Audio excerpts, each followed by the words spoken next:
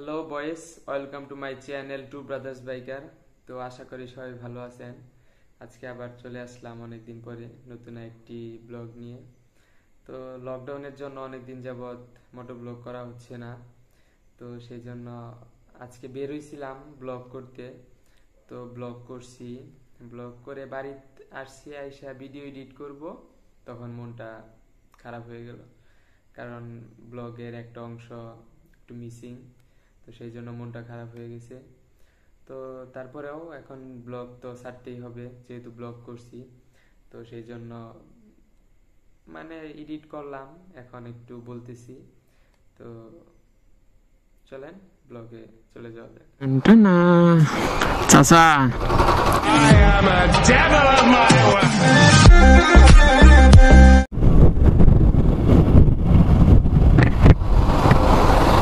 এখন এত পরিমাণে অটো হয়েছে যে কি আর বলবো, অটো দেখে খুব ভয় করে, কখন যে বাজায় দেয় আল্লাহই জানে। অটোর জন্য চলা খুব মুশকিল।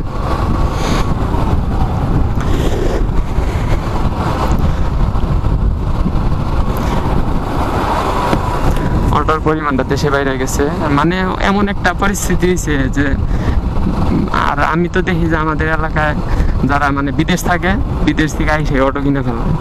ঢাকা থাকে চাকরি বাদ দিয়ে আইসা গ্রামে এসে ঢাকা দিয়ে কিছু কামাই করে নিয়ে আসে, ওগুলা দিয়া আর কিছু ঋণ টিন করে বা যাই হোক কোনোভাবে ব্যবস্থা করে সেগুলো দিয়ে অটো কিনা চালানো শুরু করে দেয়।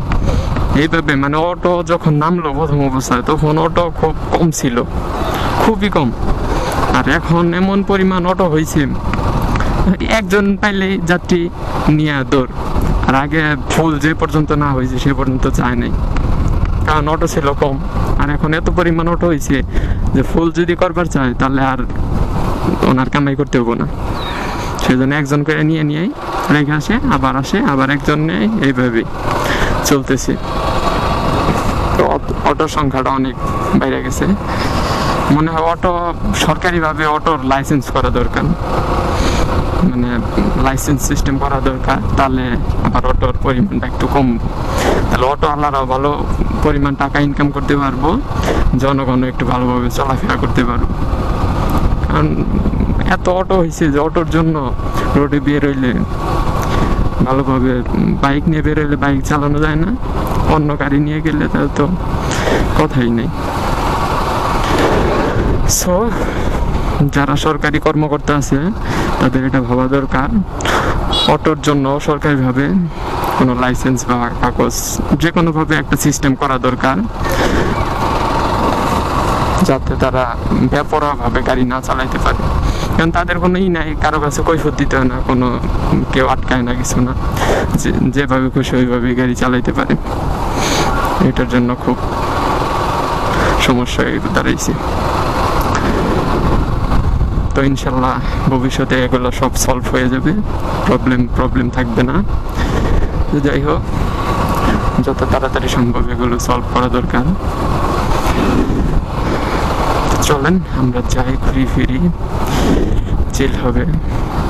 আমার হয়েছে কি, আমি তো ভিডিও যে বানাই না, অনেকদিন যাবত ভিডিও বানাই না। এর মধ্যে আরেকটা বড় কারণ হইতেছে, কি নিয়ে ভিডিও বানাবো এটা আমার ভাবতে দিন চলে যায়। আমি ভাবি যে আজকে কি নিয়ে ভিডিও বানাবো, মানে এগুলা শেষ হয়ে ভাবি, আর কোনো টপিক পাই না, কোনো কিছু আসে না মাথায়। পরে ফ্রি ফায়ার খেলা শুরু করে দিই। এই হচ্ছে আমার অবস্থা। রাস্তা তো এইটুকু যে দেখতেছি 2-3 বছর যাবত, দুই সাইডে ভালো, এই মাঝখানে এইটুকু খবর নেই। যাই হোক, তো আমার হয়েছে এই অবস্থা যে কোনো টপিক আমি খুঁজে বের করতে পারি না, সেজন্য আমার ভিডিও বানাইতেও খুব প্রবলেম হইতেছে। তো সমস্যা নাই, এখন চিন্তা ভাবনা করে ফেলাইছি ডেইলি ব্লগ বানাবো, প্রতিদিনই বেরোবো, একটা না একটা কিছু হবই ভিডিও। যাই হোক, চ্যানেলে আসবে এই ভিডিও ইনশাল্লাহ। আপনারা সাপোর্ট করেন, আপনাদের সাপোর্টে আমি ইনশাল্লাহ ভিডিও বানাতে থাকবো।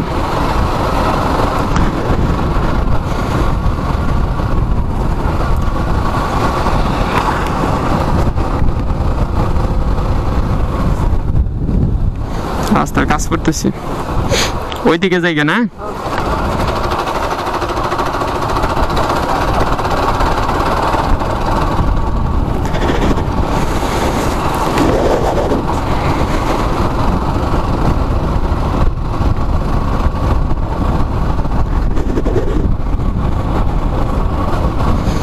গত বছরে আগের বছর এই যে এখানে হইতেছে স্কুল, আর যমুনা নদীর পানি আইসা মানে এত পরিমাণে পানি আসছিল, পানি আইসা এখান দিয়ে পানি আইসা এই রাস্তা মেন রাস্তা এটা ভাঙ্গা এখান দিয়ে চলে গেছিল। শুধু রেল লাইনটা এখান দিয়ে আছে, এই রেল লাইনের জন্য ওইদিকে পানি ঢুকতে পারে নাই। তা না হলে ওইদিকে মানে এইদিকে তো বন্যা হয়েছিল, ওইদিকে পুরোপুরি সব ঘর বাড়ি সব তলে যেত, এরকম একটা পরিস্থিতি হয়েছিল। আর ওই স্কুল যে দেখাইলাম ওইটা হইতেছে স্কুলের বিল্ডিং ছিল আরো 2টা, ওইগুলা সব ভেঙে গেছে। আর রাস্তা এটা পুরোটা ভেঙে এইদিকে পানি ঢুকে পড়ছিল, শুধু এই রেল লাইনের জন্য। রেল লাইন না থাকলে যে কত ঘর বাড়ি পানির নিচে থাকতো আল্লাহ জানে। যাই হোক, রেল লাইনটা খুব উপকারে আসছে। এখন রাস্তায় যে আগে আরো ছোট ছিল, চাপা ছিল, এখন রাস্তা মেরামত করতেছে। অনেকদিন যাবত এই রাস্তার কাজ চলতেছে, কিন্তু এখন রাস্তা আরো অনেক সাইড অনেক প্রশস্ত করছে, যাই অনেক ভালো হয়েছে। আমরাও চাই ভালো রাস্তা হোক, ভালোভাবে আমরা রাইড করতে পারবো, রাস্তায় অ্যাক্সিডেন্ট কম হবে, তো সব দিক দিয়ে সুবিধা। রাস্তায় গাড়ি ঘোড়া খুব কম, মানে ওই যে নামে লকডাউন আছে, তো যে লকডাউন 11 তারিখ পর্যন্ত, এটা থাকার কারণে রাস্তায় গাড়ি ঘোড়া আছে, কিন্তু তারপরেও তুলনামূলকভাবে কম। আর যখন লকডাউন একবারে শেষ হয়ে যাবে তখন আর বেশি হবে গাড়ি ঘোড়া।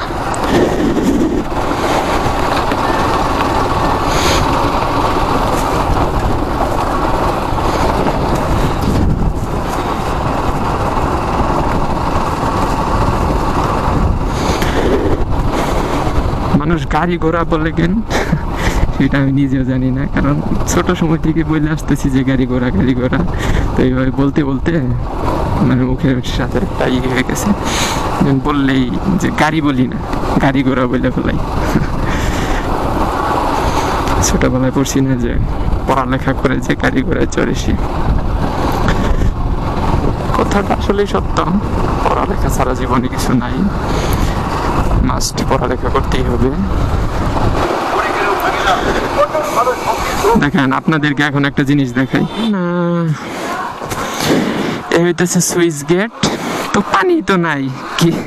আমি আরো বললাম যে আপনাদেরকে একটা জিনিস দেখাই, এখন যখন ভরপুর পানি থাকে তখন যে পানি স্পিডটা থাকে, এখান দিয়ে পানি এখান দিয়ে বের হয় একবার ওই পর্যন্ত জায়গা। অনেক মানুষ আছে এখান থেকে লাফ দেয়, ওই মাঝখানে যায় তারপরে ওঠে, অনেক অনেক রিক্সে লাভ দেয়, কিন্তু তারপরেও মজা পায়, দেখা দেয়। যাই হোক, কিন্তু আপনাদেরকে তো দেখাইতে পারলাম না। চল যাওয়া যাক, যাই আমরা ঘোরাফেরা করি, আসছি ঘুরতে, তো ঘোরাফেরা করি, এখানে বসে থেকে লাভ নাই।